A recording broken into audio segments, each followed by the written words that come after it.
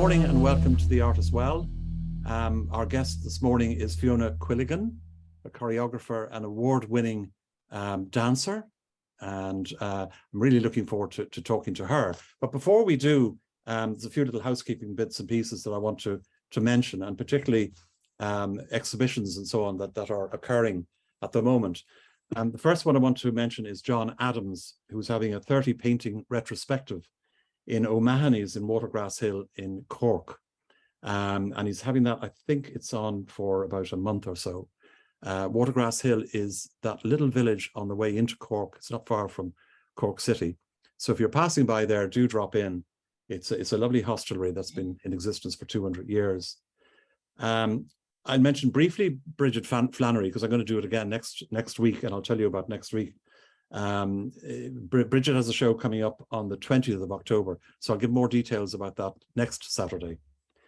The other one I want to mention, which is starting on this day week, is Miriam McConnell's installation in Ivy Gardens. Oh, lovely. And yeah, it's called Lost Lace, and it starts on Saturday. It's being opened by the Minister for Arts, Catherine Martin, at 3 o'clock on Saturday the 15th. And it's an amazing installation of about 10,000 handkerchiefs turned into roses, and each one represents a life lost to COVID over the last couple of years in Ireland, both north and south. Wow. After that, and it's just literally like an Irish lace pattern, a ginormous one right around the fountain and so on. Well worth a visit, quite a stunning thing. The poet Jessica Traynor will also recite 4 poems. I think they're probably composed specifically for the event. So that'll be interesting too. Other than the Saturday opening, it opens at 8 a.m. Monday to Saturday and closes at 5:30. So you can pop in there at any time during that. And on Sundays, it's 10 a.m. to 5:30 p.m. Subsequent to that, there'll be an exhibition of drawings by Miriam on the 19th of October to the 30th, and that's in the Olivier Cornet Gallery in Denmark Street in Dublin, just Parnell Square, off Parnell Square. Just because I see him here, David Goldberg, who hasn't featured on the programme, but is a great supporter of the art as well. He's got an exhibition in the United Arts Club at the moment, and I think it's on for the next 2 weeks. Well worth a visit. Some beautiful, beautiful paintings by David. So I wish you well on that, David. Now, 2 weeks ago when Lenny Abrahamson was on, I mentioned to you that this is going to be on every second week. Now, when I said that, I was sure that I had my timings right. But in fact, next week, I'm going to have another art as well, because we're going to be away the following week. Okay, so just make a note of that next week there will be another art as well. And it's going to feature a woman called Mary Mcgrath, who's a conservator. And she is the woman who's responsible for bringing Francis Bacon's studio to Dublin, to New Lane Gallery. Wow. I mean, what a chore that was over many years, but a very exciting thing. And she has some wonderful stories to tell, so don't miss that. That's next week, next Saturday. And then we're going to take a break for 2 weeks or so. Okay, so let's move on straight to our chat today, and welcome Fiona. Good morning, Fiona. You're very welcome. Good morning, Alan. It's lovely to be here this morning. Good. Yes. And you're waiting there in the wings. Yes, yeah. Fantastic. So listen, tell us a bit about yourself before we go into, because we have a number of images and films to show, which will be great. But before we do that, let's get a sense of who you are. You know, where you were born. Are you part of a big family? Because I believe you are. Yes. I was born in Dublin, and I'm a part of an artistic family. So I suppose I could give you a little bit of background to my dance practice and how it evolved. Baggot Street is a starting point, certainly. I took my first classes in Baggot Street. In fact, we spent a lot of time at school there. I used to stand with a friend of mine, Anna Austin, and we'd look at people passing out after work at 6 o'clock. And I just knew, as I looked at them passing home from work, I knew, how am I going to fit into all of this? You know, was I going to have an ordinary job? But having said that, dance was really Yes, it started really from very young that I really felt very strongly about dance. I was attending a marvelous teacher in Bagot Street, Muriel Cat. I mean, what a name to start off. Yes. She was quite elderly, but she used it was enthralling learning the first steps. I do remember that, and but at the end of the class, she would invite each one of us to dance to the music on our own, which was very, I thought, not thinking back. So it was like she had the music and she'd say, dance. And that was it for me. Once I danced, I just felt I became part of the music. I could express the music in my body. So that was an important moment. I remember it so well. Even today, I can still feel that moment of dancing to the music. Yes. Unrehearsed, Alan, like today. Sure, yeah. Unrehearsed. But was this a sort of a ballet class specifically? Yes, it was a ballet class, but she obviously was very forward thinking. She didn't want to tie us up in technique too much, and she just gave us that opportunity to express ourselves. So apart from that, there was of course all the wonder of skipping and using the diagonal, as she'd say, and I was extremely fast at moving across the diagonal with another friend of mine, Gina Suter, Camille's daughter, and we had tremendous time working together as young children dancing. We absolutely adore going to the class.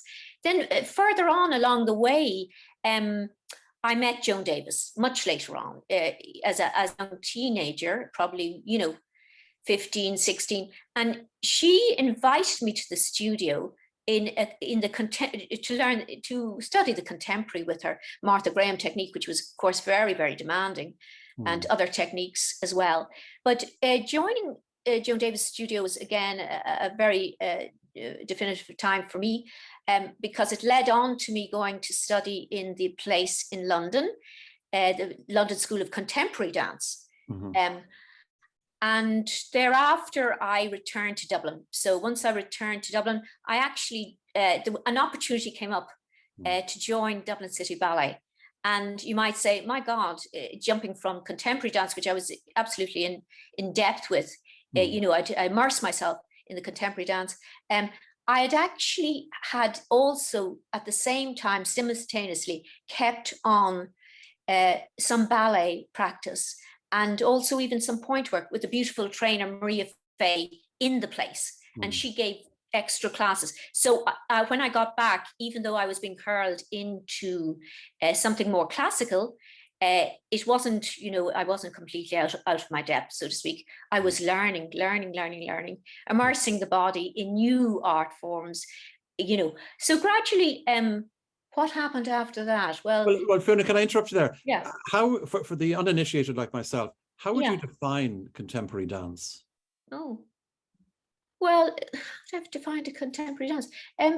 All dance is contemporary. It just depends. It depends on the training. You could be trained in classical. You can be trained in any modern technique. Now, meditations are used even in trainings. Somatic trainings of the body. So any training, if it's coupled with many different strands of training, all come together, the dancer is the dance. Okay. Yes. Does that clarify? Not really, but I know where you're coming from. Yeah. Okay, so at what point did you sort of, you discounted every other avenue in terms of your career? This was going to be you. Oh, no, I didn't discount other avenues. I was actually also, as a very young student, attending the NCAD in Kildare Street. So I was doing a lot of drawing and sculpture, and I also went to the Dunleary College of Art. But yes, I had to make a decision when I was given the opportunity to go to the place. And Joan, Finola Cronin actually was very, encouraged me tremendously. She was with Joan as well to actually it was she said it's an opportunity not to be missed, and she was right, you know. So once that happened, I was kind of deeply involved. Okay, so at what point did you set up your own company? Yes. So tell us about that. I know we probably have to backtrack when we're showing some images. Well, that's just fine. From the point of view of continuity of your career. Yes. Yeah. What happened was, unfortunately, the companies were cut. The Irish National Ballet and Dublin City Ballet were cut. So I found myself in the position where, would I leave? And a lot of dancers were leaving and going abroad to work. And I just jumped. I didn't want to leave. I wanted to support my parents. My father was elderly at the time, and my mother. I wanted to be creating in Ireland, and I stayed. And I was probably mad and the only one to stay, but I did. I stayed and just took the courage in my hands and jumped into that deep well of creativity. Yes. What year was it that all the funding was cut for dance? Oh gosh, I can't. That affected a lot of people. Yes. Oh gosh, the date of 86. I'll put it at 80. Yeah, okay. Or early, a little earlier, but I'll just put 86 approximate. Yeah. Okay. All right. Now, look, as I say, given we've so many images to get through, let's start with that. And I'm going to screen share now. Oh wow, lovely. I'm going to go from here. All right. So tell us what we're looking at here. This piece is me dancing in Anna Sokolov's ballet, one of the, in Dublin City Ballet, and I just put it in as one shot. And Anna Sokolov made a huge impression upon me as a choreographer, and I was really almost already thinking in choreographic terms. But she took me and she she got into every corner of my body, stripped everything away. She was making a work about the Holocaust. So it was a very challenging work. Was this you and her? No, that's me on the left. Oh, sorry. Yes. Okay. Yeah. Yes, me on the left. Yeah. So the next shot, if you go on, that's me up in the Dreams by Anna Sokolov, and it was an extraordinary moment in Dreams where the young girl was running and trying to flee, and on stage, the spotlight came on my face, just on my face. So I was walking along the shoulders of the dancers and moving forward, and all you could see was my face, probably a little bit of my hands. Yes. So she was teaching me how to feel along the space and really trust that space and look out into that deep, deep space ahead of you. So it's something that kind of stayed with me. Yes. Yes. Okay. So as we were saying, when that moment happened with Anna Sokolov, with Rubato Ballet, I just was very outgoing as such. I wanted to connect with people, and I was always out listening to music because it was kind of a love and passion. And I just met great composers, and I started working with them, say like Fergus Johnson, and I invited him. This was all initiated by myself. I wasn't kind of being directed anyway. I was meeting people, and in fact, I met Fergus, after the concert. The following morning, I met him on the street, and I said, "Will you compose for me?" It was as immediate as that. Yeah. So it was very exciting times. That's Barry Murray there and Louis Roden. Images of Nijinsky, which of course we got the Nijinsky medal from Warsaw, which was a wonderful. But it was really making the work. I just took that photograph, just briefly, because it's the mirror is in sections and everything was shattered, and it's like that's for me it's a metaphor. I was trying to put things together out of nothing. Yes. So we'll move. If you want to show the next one, I can see.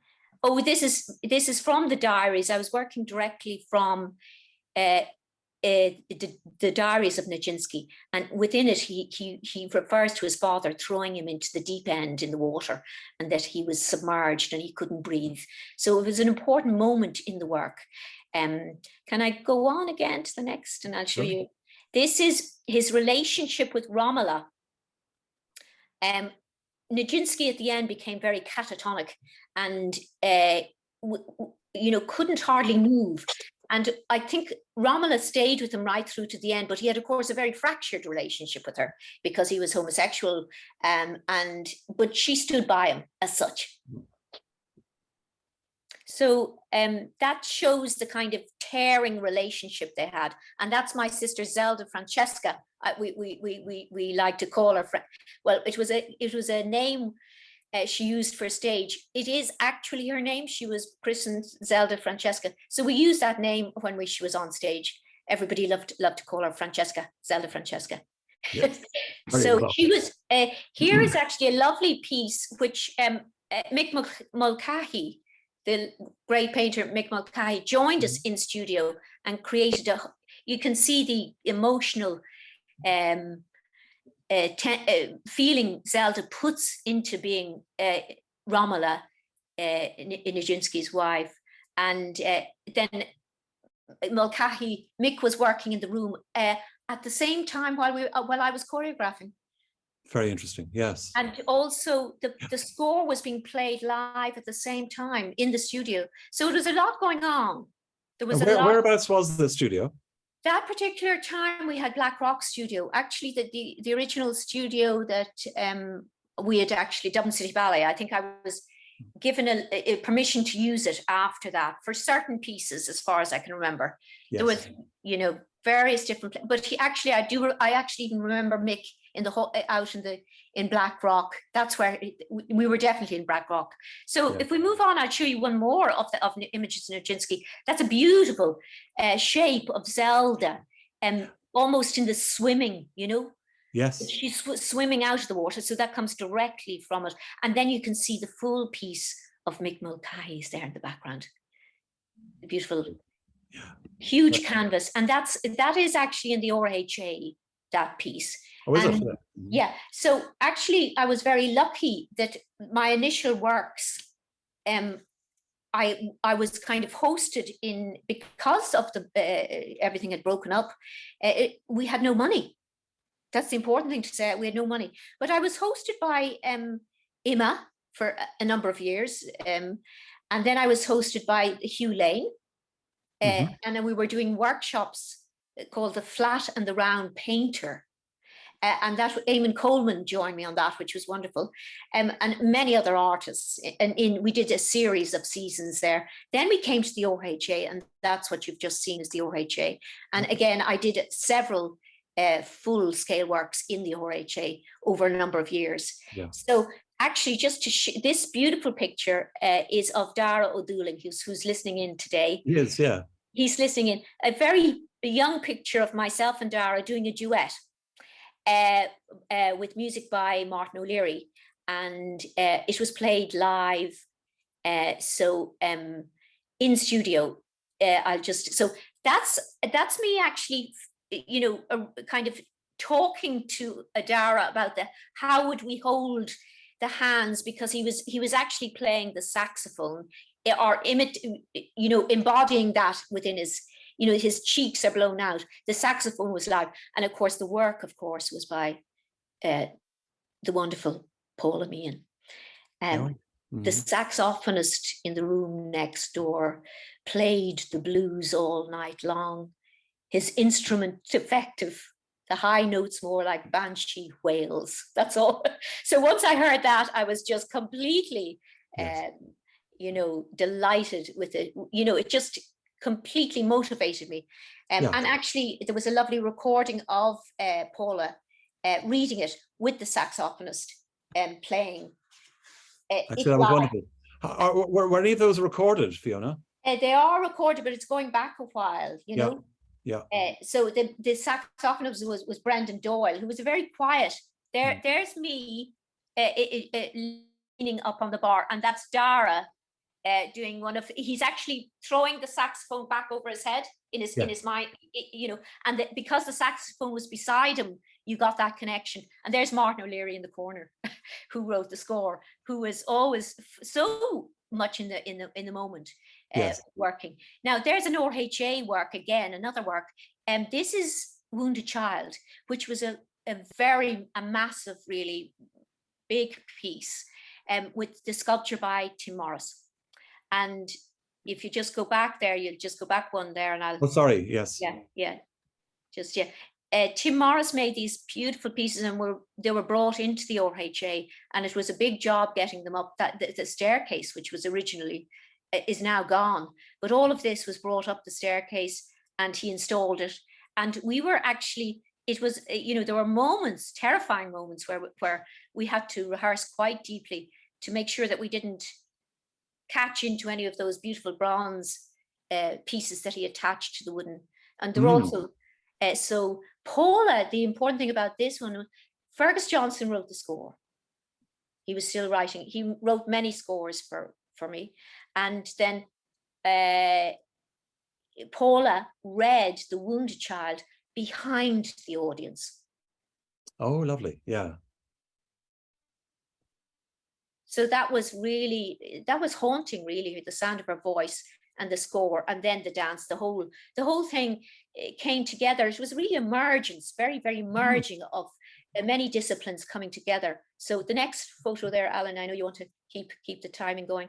And actually you could just see above it, there's a beautiful set by Lily Van Oost, Lily of the Black Valley. Oh, yeah.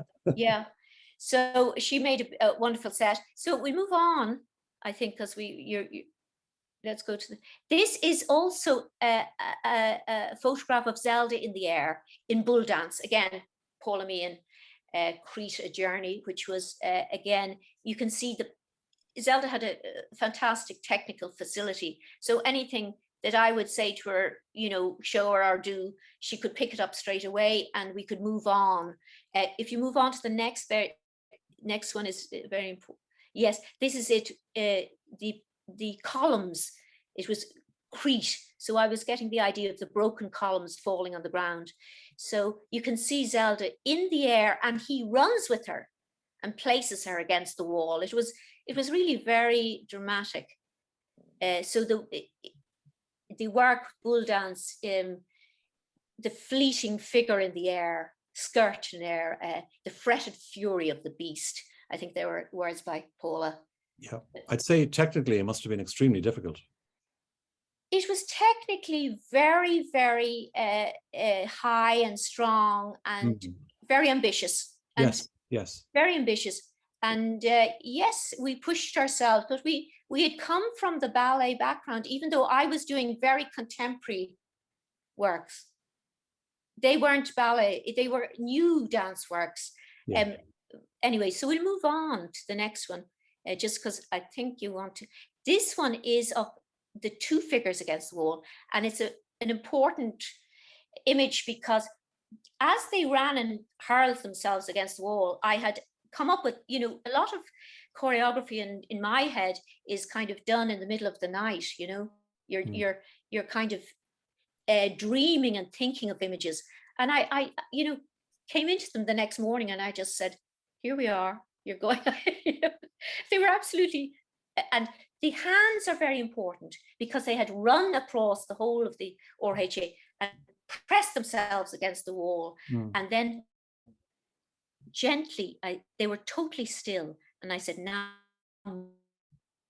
it was like the fresco, the frescoes, and it also had the image of our ancestors leaving the print of the hands on the wall.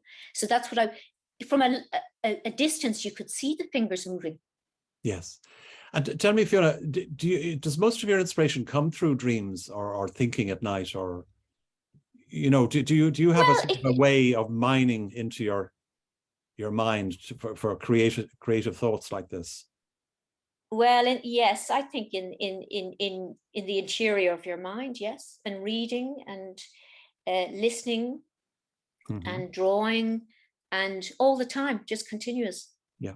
Okay. There's continuous reference. If you're working with a poet, it's wonderful. You can Now, this is the beginning of my, I'd say it in two groups, like after I'd done a huge amount of full-length works, I had a break, a short break, but I came back to dance. And at that point, it was badly needed because I'd kind of done, I suppose, the best part of 20 years making the works.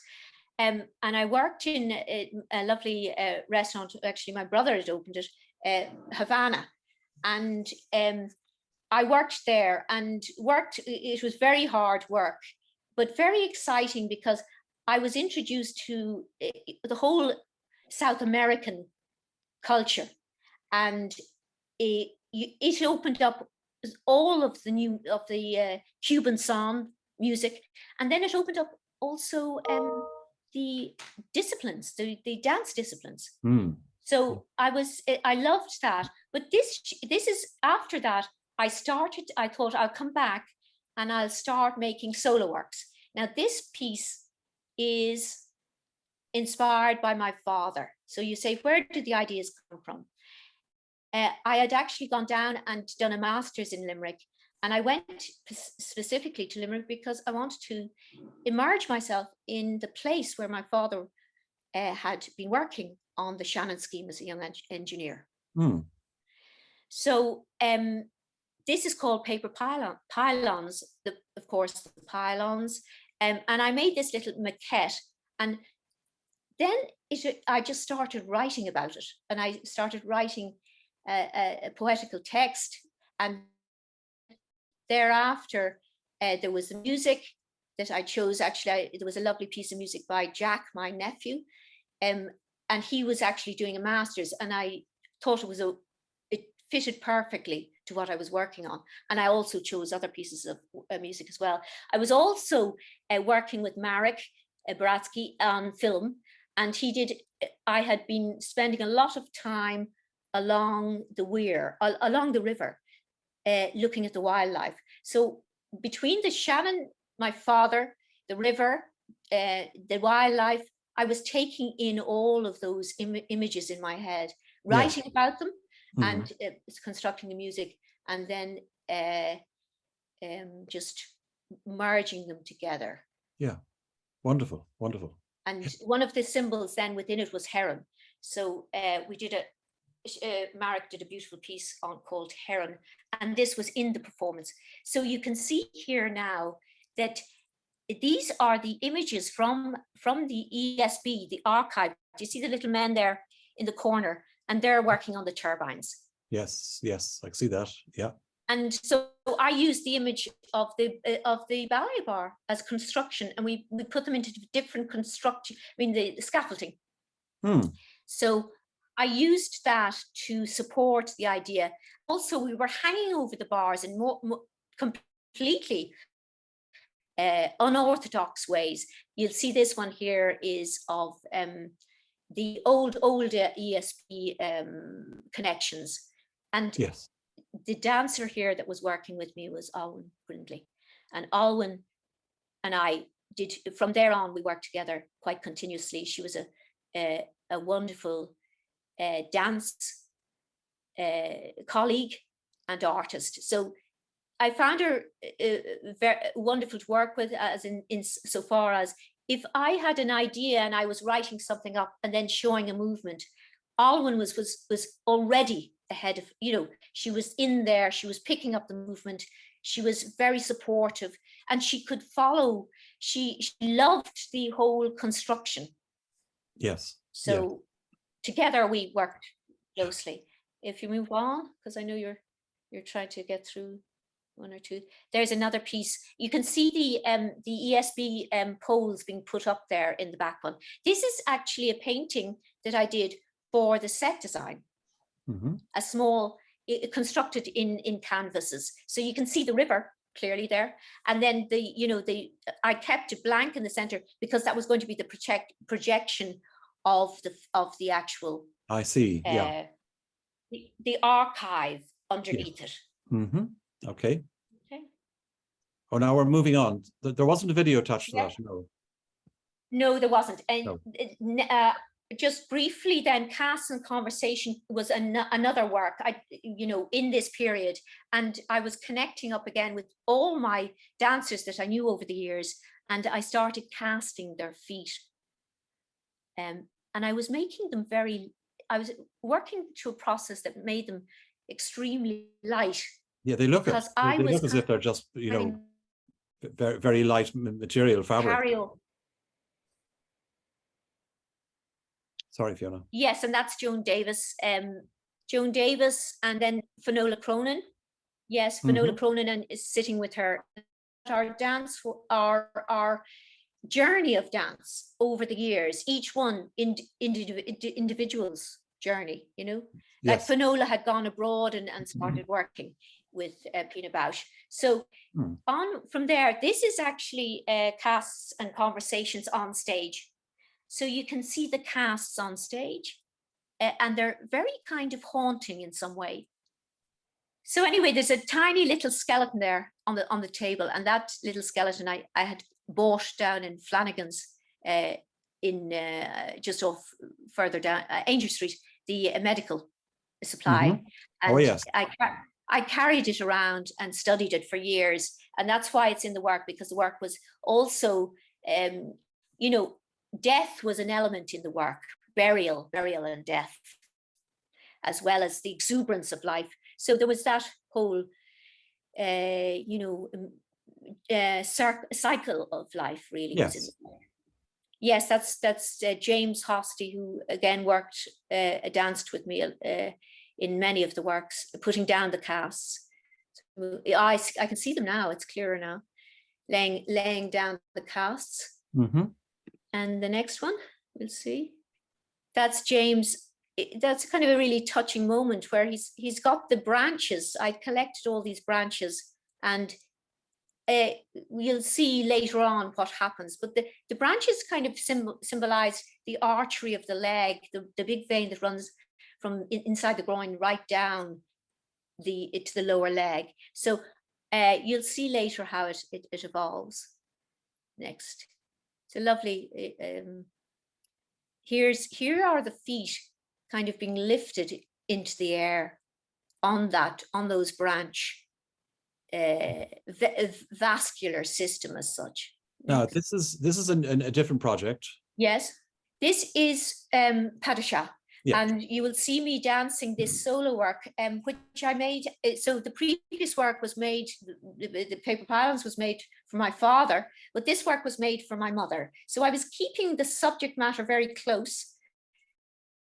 And I had, I had the distance. My father was dead, my mother was still alive, but she influenced me hugely because she was a painter, and we worked together over many years. Out in the landscape. So this piece, if you want to run it, sure, yeah. It's only a small section.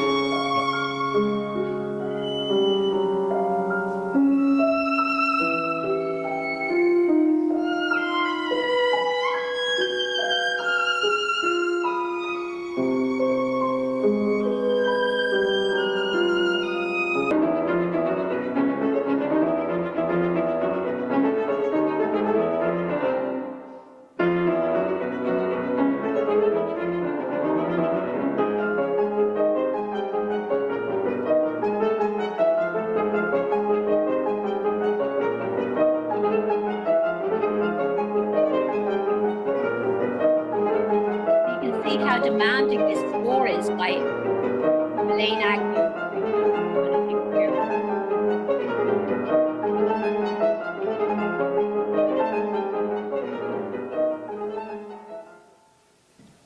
The highlight of the class was when she demonstrated Padishah.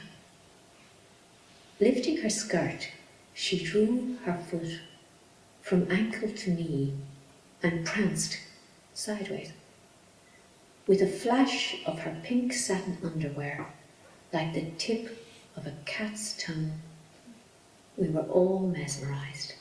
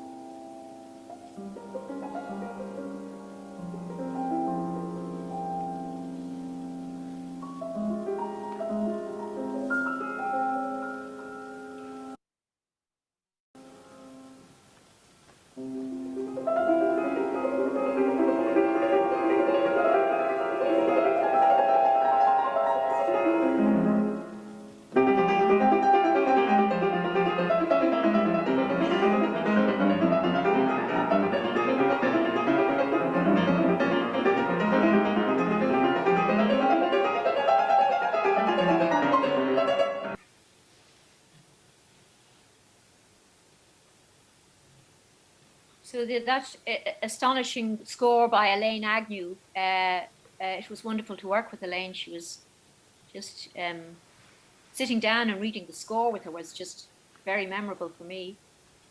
Yes. And then you see this film that I made, which was, it was the start of when I started using film in my dance works. So I'm out actually in the park, walking in the park, as the film is stopped. Has it just gone off? No, it's finished. Yeah, it's finished. Oh, right. Okay. I'm out in the park. And so you get the two images of me on the stage and in out in an urban setting. And that was done in the Project Arts. That was done in the Project Arts, yeah. Right. So this piece is a work that I made for James McKenna, in memory of James McKenna. And he was very influential as regards, he was always there in the background. I would connect into his work, watching him work, actually, carving. And he was just a fountain of knowledge when it came to talking about work and also advising sometimes. So I started it out as a quartet, and it later developed. You'll see the next, that's the beginning photos. We had two violins in it, but you'll see what happened. This is it on stage. And I think we're going to show a tiny bit. So next piece on the next shot. That's a video. That's the video. But I just say that the music for this was by David Collier, a young composer who I linked up with, and I had also written the text. You'll see a little of that in it. Yeah.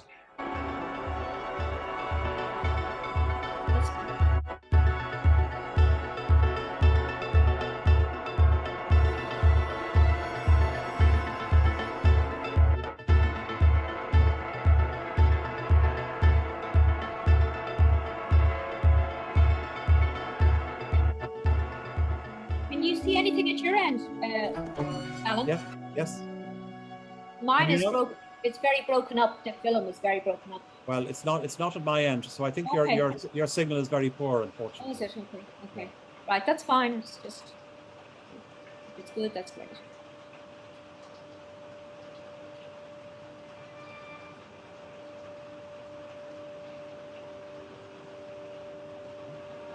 I remember you in a downpour. Can you hear it? In the woods at Farnhill. Fiona.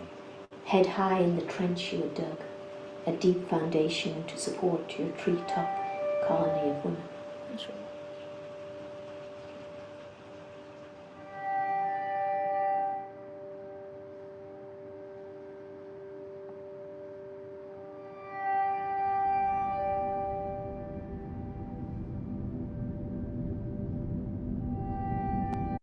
James worked on the Notting Hill Gate, London Underground station, which was being built at the time. Down in the very depths of this place, James brought up a piece of the clay from the very depths of London and carved out of it two horses and two figures appearing to run beside the sea. He calls this thing Riders by the Sea, which has since been cast in bronze. That's Brian Burke, from Giant at my shoulder. Brian and James were very great friends. That's the bronze piece that you're referring to there. I don't know if you got to see any of that, but you can maybe do something later on with it. Well, no, I saw it all, and at my end, for some reason, it wasn't showing, but not to worry. We can strip it in anyway on the YouTube. Perfect. If it didn't translate. If it didn't translate, yeah. So after that, after Window Woman, I started into a work called Ancestor. Can you hear me, Alan? Yes, I can perfectly. Okay. It was a piece called Ancestor, and I started kind of thinking about well, it was motivated by going around burial chambers for some reason. I don't know why. Well, I'd come upon one, and then that sparked my interest, and I started reading up about the chambers, and then going into the Neolithic period. So these are some drawings, the first farmers in Ireland. So it was all seemed to be quite relevant, you know, the climate change and thinking how to be more caring for the environment. I started writing. Well, the drawings that were done in 2019 probably. That one there is probably from the stone carvings. Yeah, from winter solstice. Now. Yeah, the winter solstice. So there's another one here, which underneath it, next on. Summer, yeah. Is there the next? Yeah, the summer, yeah. And this was just kind of the again, when you say how do you approach it? Well, I'd started making all the drawings for it and planning the work in different sections. That is not to say that I was also in the studio working on the movements, but you know, to actually create the work, the dramaturg of the work, you know, in what way is it going to, what is the force of the work, how is it going to emerge, and what's the design of it as well. So yes. That's the summer solstice. And is there another drawing? There is, yeah. After, yeah. This is a drawing that I had started making. Again, it was a continuation of a process, which was the foot casts. So then I looked at the Neolithic, the beaker bowls, and out of that I made these plaster bowls, and I kind of was working on that. And this is a drawing of the dancers leaning forward, placing them on the ground. It's an aerial shot, so to speak. But I think do we have a shot of that?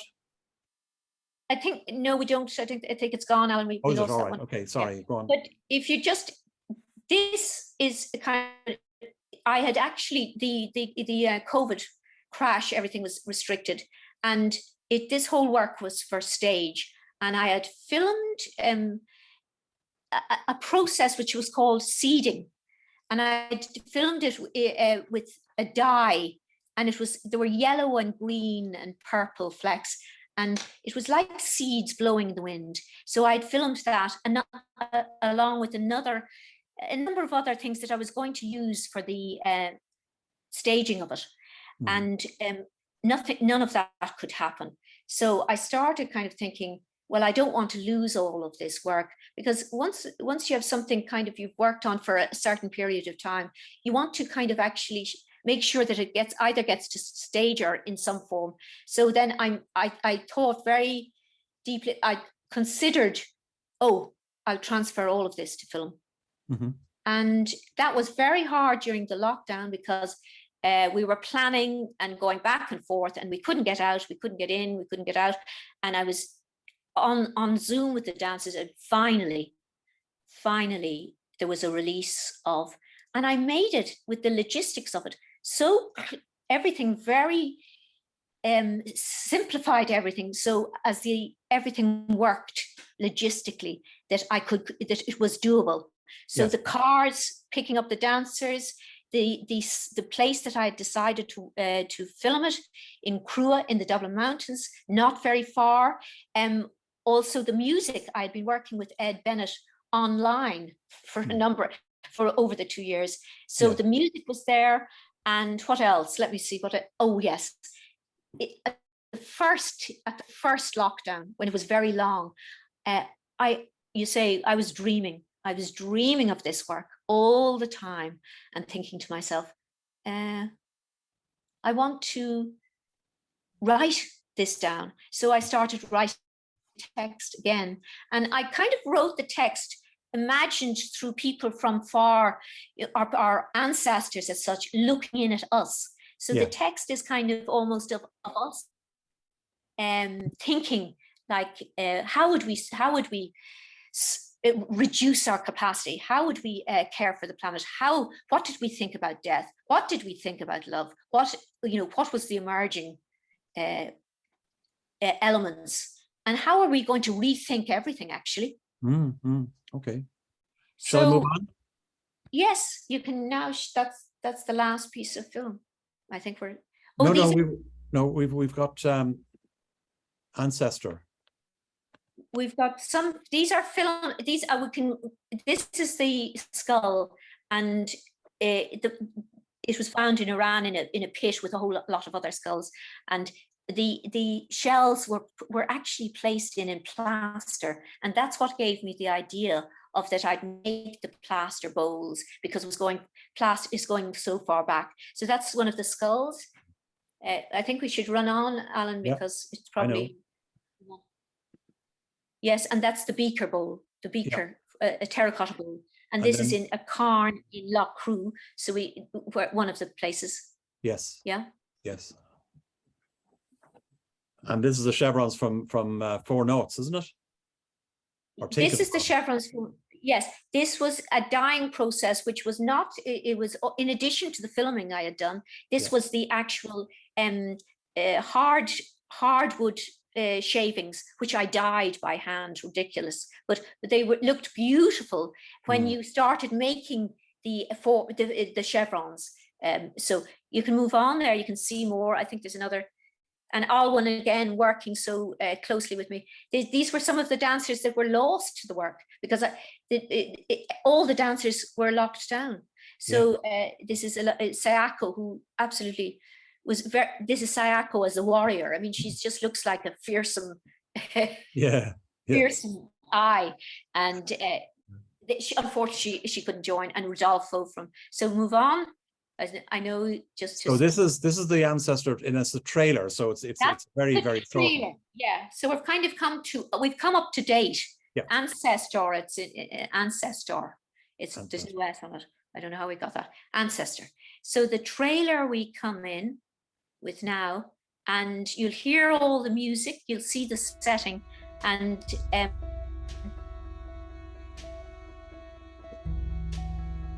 think I just let people watch some of it.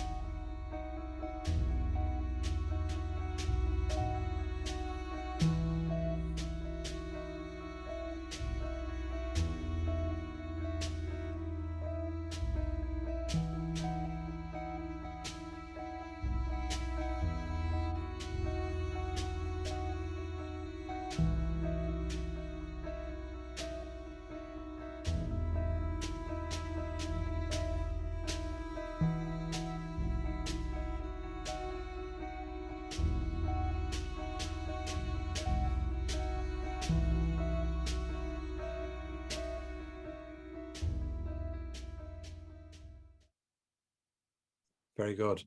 Fiona, I think that's the last one, isn't it? It is the last one, yes. That's the last that's it. That's it. Yeah. Sorry. Yeah. Yeah. Well done. That was superb. Beautiful. I was watching some of it all kind of blanked out, but never mind. I mean, maybe you could do something. You've seen it before. You don't need to see it. Oh no, I'm not worried. I'm just hoping that other people were able to see it. I'm sure they are, and if not, we'll put it in again. So yeah, okay. I'm seeing other people saying yes, I can hear it. Yes, I can see it. So okay, that's fine. Great. Let me just look at some of the. Marianne says James McKenna was a great sculptor and playwright. Not surprised he got involved with dance. Great. Yeah. Pamela saw the piece in the RHA. It was mesmerizing. Thank you. Trina, my dear wife, says stunning work, Fiona. Dances are superb. Thank So, you. Thank you. Yeah, Marianne, a lovely piece. Yes, I think all the dancers that I worked with will really thank you for giving them. It's so wonderful to share. They are shared works, and the physical demanding and embodiment is working with them was just wonderful over the years. Okay, so I'm going to open it up to the floor, Fiona, and see if anyone would like to ask a question, which I've no doubt they will. So I just need to press a few little buttons. Yeah, Alan, I'd love to. Yeah, hiya, David. Off you go. Hi, Alan. That was absolutely wonderful. Completely mesmerized by it. And I have to say, Fiona, my apologies for not knowing about these wonderful dances that you've been creating for many, many, many years. My loss, your gain. But I do have to say to you, I think we have two connections. Thank you, David. I think I have two connections with you. One, I knew Joan Davis, and I think it's the same Joan Davis who was once married to Jerry Davis. That's right. Oh, yeah.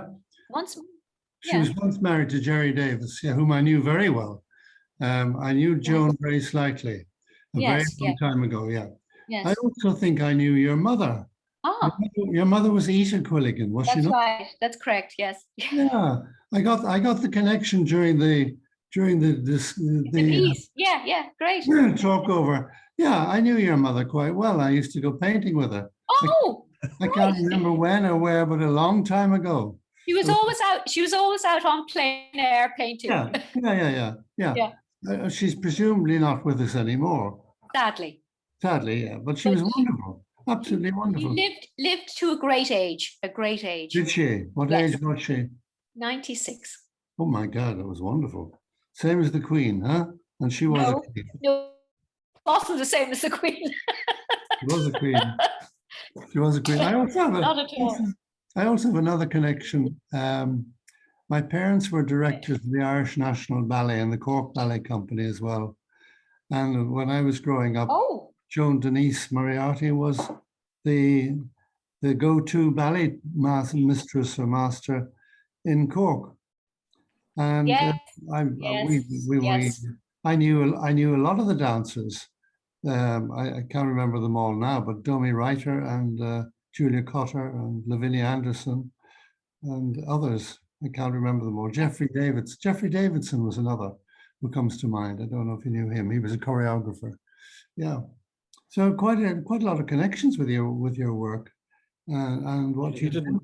You didn't know that when you woke up this morning, David, did you? I didn't know that at all. I didn't know who Fiona Quilligan was. And interestingly, if I can add to it, Joan Davis is the subject of one of my A Day in the Life of documentaries. Oh, was she? Which we actually signed off on Friday, and she's magnificent. Oh, so I was delighted that there was a connection there with Fiona, because she actually studied Fiona studied under Joan, amongst other places, obviously. So Joan's healthy and with us. Oh, is she healthy? Hello. Wait till you see it. Wait till you see it. Hello. Great. Thanks very much. Thank you. David, thanks for that. I'm just going to read out. Colin Eaton says, fantastic, Fiona. Apart from enjoying the whole talk, I particularly enjoyed seeing the process of designing choreography through drawing and painting, and the thought process. Fascinating. Thank you. That was nice. Thank you. Ismail says, wonderful work. I've been watching the film. Quite amazing. We share a lot in common, Colin, on that. Okay. Laura Lou says, incredible work. Marianne, that was a lovely piece you did in memory of James. Yes. Yeah. No, talking about James McKenna, I was just wondering if you actually worked with him. Well, he did actually do some pieces that we brought into the Mansion House Roundhouse for bull dance when we did another development of it later, and we brought in some of his figures. Okay. Yeah, because he did plays where he made all the costumes himself earlier on. Yes, I was at them. He actually sewed the costumes and made masks, and he was just so many sides to him. But no, I knew very many. Yeah, and your pieces are fantastic, and I've never heard about it, to my shame. And yes, I lived for a period in Ireland, then I left, and then I came back. So I missed that period, probably of the 80s, and because I would have 90s. Early 90s, and I would have come along because I loved that kind of work, and I loved the modern dance, and I used to go and watch a Belgian woman, the Keersmaker. Yes, Katrina. Teresa. Yeah, she did. And it kind of reminds me of that as well. And does it?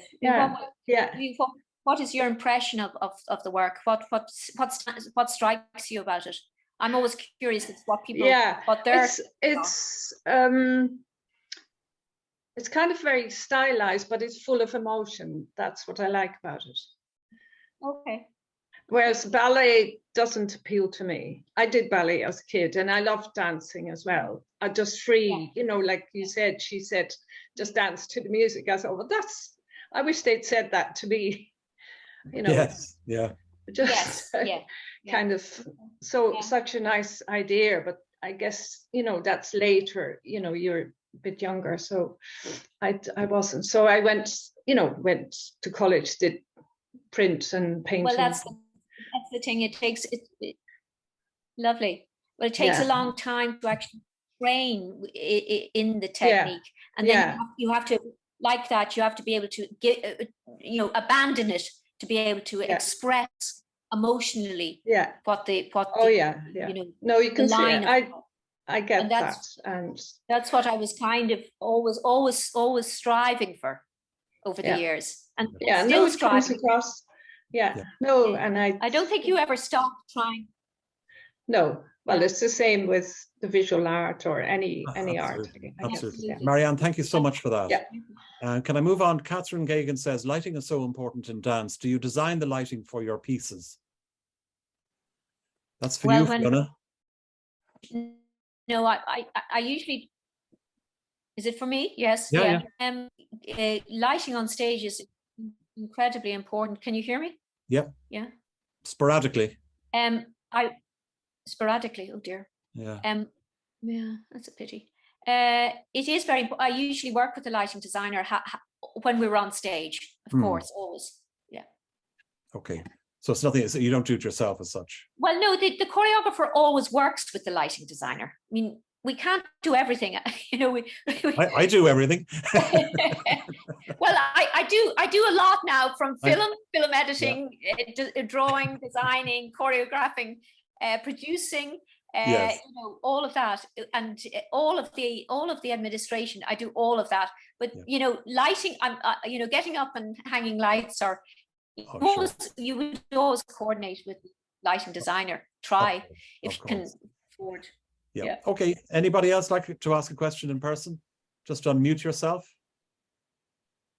Hello, I have a question. Yes. First of all, great work, really fantastic. I watched the Ancestors, and it's quite amazing. So, do you have any upcoming work we should know about? Good question, Esmer. Yes, I'm working on a new piece, which I've just written a long text for it, which is very unusual. But I have been filming in Clare, and it's a place that I've been going for many years. And the work has been kind of bubbling away in my mind, so to speak. Once there's something written there, it's very interesting because you can use it as a springboard. You may not necessarily even use the text, but the ideas are written down. And then I've been working with Alwyn on the embodiment of it. So I hope over the coming months to be able to get more dancers involved, and also start on collaborating with a composer. As yet, I haven't made the final choice. So that's really what I'm working on at the moment. Yeah. And I know there'll be a lot of people who will want to keep in touch with you to find out when these things are happening, because they're not always terribly well publicized. Yeah. So have you got a website that people could refer to, or some way that people can keep in touch with you? Yes, well, you can find me on FionaQuilligan.info. .info, okay. .info, Fiona Quilligan, all one word, .info. That's it. So, also on Facebook. I mean, up and comingly, we're actually I'm curating an exhibition for Sean Fingleton in the Copper House Gallery. So that'll be lovely. Yeah.